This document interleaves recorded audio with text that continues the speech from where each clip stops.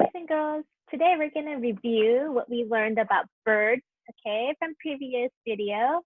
So let's go over the anchor chart today and share what we know about birds. And now we could kind of discuss what you think. Are penguins birds? Okay, let's look at the anchor chart. So here's our anchor chart.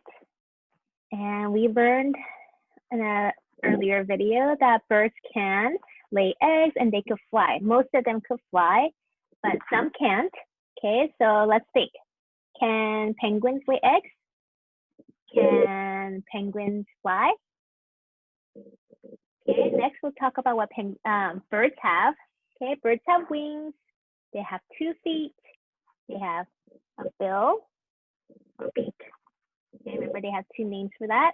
And birds have feathers, right? So now let's think. Do penguins have wings? Do penguins have 2 feet? Do they have a bill or a beak? Do they have feathers? Think about that, okay? And then lastly, our last column, birds are warm-blooded and they are vertebrates. So let's think. Are penguins warm-blooded? And do they have vertebrates? So think about that.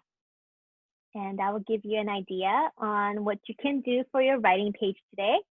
So on top of your writing page, you're going to see, are penguins birds, yes or no? So you choose. What do you think? We want to know what you think, okay? So are they birds, yes or no? And then on the bottom, you have to tell me why you think that they are birds or not, okay? So I want you to start off your sentence with penguins are birds because, or you could write your sentence, penguins are not birds because, and tell me your thoughts, okay? Remember the 3 things that we talked about before, using a capital letter at the beginning of a sentence, using finger spaces, and lastly, using ending punctuation at the end of your sentence. Don't forget these 3 things as you write your sentence. I can't wait to find out what you think. All right, bye, happy writing.